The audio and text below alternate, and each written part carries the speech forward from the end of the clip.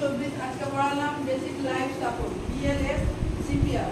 Basic life support কি করে? Basic life support provide oxygen to kidney, heart, brain, liver and other vital organ until health medical support arrive. Basic life সাপোর্টটা কি করে? যে আমাদের vital অর্গানগুলোতে কি করে? অক্সিজেন সাপ্লাই করে যতক্ষণ না মেডিকেল সাপোর্ট পেয়েছে ততক্ষণ। তার সেই ইন্ডিকেশনগুলো কি হলো? লস অফ কনসিয়াসনেস বা কার্ডিয়াক অ্যারেস্ট পেশেন্টের ক্ষেত্রে বা পালসলেসনেস পেশেন্ট, এই পেশেন্টের ক্ষেত্রে কি হচ্ছে যে আমরা বেসিক লাইফ সাপোর্টটা দিই। ফার্স্ট হচ্ছে যে কি আমাদের স্টেপ? ফার্স্ট হচ্ছে অ্যাসেসমেন্ট করা, চেক পেশেন্ট রেসপন্স। কী করবো? ফার্স্ট হচ্ছে পেশেন্টের লেভেল অফ কনসিয়াসনেসটা চেক করবো, এটা ডিসিএস স্কেলের মতো চেক করছে। এবং হচ্ছে অ্যাডাল্টের ক্ষেত্রে কি হচ্ছে? সেকেন্ড শাউট হচ্ছে আর ইউ অলরাইট। পেশেন্টকে জিজ্ঞাসা করতে হবে তুমি ঠিক আছো। যদি রেসপন্স করে তাহলে সিপিআরের প্রয়োজন নেই, আর যদি রেসপন্স না করে তাহলে আদার্স স্টেপে আমরা যাবো। আর একটা মেথড আছে যেমন হচ্ছে কাউজ মেথড। কাউজ মেথডের মধ্যে হচ্ছে পেশেন্টের লেভেল অফ কনসিয়াসনেসটা চেক করতে হবে। ফার্স্ট যেটা হচ্ছে যে ক্যান ইউ হিয়ার মি, ফার্স্টকে জিজ্ঞাসা করতে হবে তুমি কি আমাকে শুনতে পাচ্ছ। রেসপন্স দিয়ে তাহলে ভালো কথা, না হলে সিপিআরের পরের স্টেপগুলো যাবো। হচ্ছে ওপেন ইউর আই, তোমার চোখটা খোলো।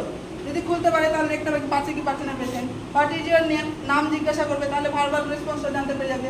স্পিচ মাই হ্যান্ড, তাহলে আমার হাতটা ধরো, তাহলে মোটর রেসপন্সটা জানতে পেরে যাবে। তাহলে এই যে কাউজ মেথডের সাহায্যে এক প্রকার হচ্ছে যে লেভেল অফ কনসিয়াসনেসটা চেক করে, যেটা ডিসিএস স্কেলে আমরা আগে করতাম।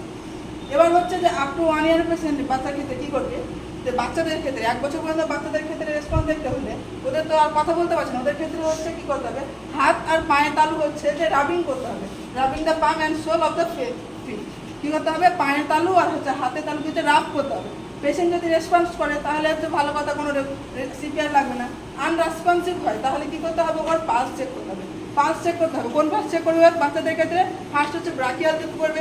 ব্রাকিয়াল যদি না হয় তাহলে তারপরে হচ্ছে ফিমোরাল পালস চেক করবে।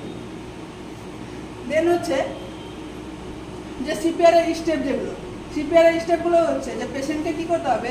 ফার্স্ট একটা সেফ জায়গায় দিতে হবে, হার্ট প্লেস দিতে হবে, যেখানে একটা পেশেন্টের কোনো ইঞ্জুরি যাতে না হয়। পেশেন্টকে কী করতে হবে? হার্ট একটা সারফেস দিতে হবে। পেশেন্টের পজিশন দিতে হবে। পেশেন্টের কী পজিশন দেবে? সুপাইন পজিশন দেবে, পেশেন্টকে শুয়ে দিতে হবে। দেন হচ্ছে অ্যাসেসমেন্ট করবে। এটা অ্যাডাল্টের ক্ষেত্রে হচ্ছে অ্যাসেসমেন্ট করবে। অ্যাসেসমেন্ট করে যদি রেসপন্স যদি পেলে তাহলে হচ্ছে সিপিআর হবে না। রেসপন্স যদি না পাও তাহলে হচ্ছে চেক পালস চেক করতে হবে। পালস চেক করবে। পালস চেক করার সময় ক্যারোটাইড পালস চেক করবে। ক্যারোটাইড পালস 10 থেকে 15 সেকেন্ডের বেশি কখনোই হচ্ছে চেক করবে না। কারণটা হচ্ছে যে ক্যারোটাইড পালস হচ্ছে আমাদের ব্লাডে হচ্ছে যে অক্সিজেন সাপ্লাই করছে ব্রেনে। তাহলে বেশিক্ষণ ধরে যদি পালস চেক করা হয় তাহলে কিন্তু ব্রেন ডেড হওয়ার সম্ভাবনা থাকে। দেন হচ্ছে অ্যাক্টিভ কোড ব্লু। কোড ব্লুটা হচ্ছে একটা হসপিটালে হচ্ছে কোড ব্লু থাকে, যেখানে এমার্জেন্সি ক্ষেত্রে অ্যাক্টিভ করা হয়, যে পুরো হচ্ছে স্টাফকে নিয়ে হচ্ছে যে একটা এমার্জেন্সি সিচুয়েশনে এসেছে। দেন হচ্ছে স্টার্ট হচ্ছে সিপিআর, তখন হচ্ছে সিপিআর স্টার্ট করতে হবে। সিপিআরের হচ্ছে স্টার্ট হচ্ছে সিএবি একটা প্রসেস, যেটা হচ্ছে চেস্ট কম্প্রেশন এয়ারওয়ে ব্রিদিং। এর মাধ্যমে হচ্ছে যে আমরা কী করবো? একটা সিপিআর প্রসেস স্টার্ট করবো।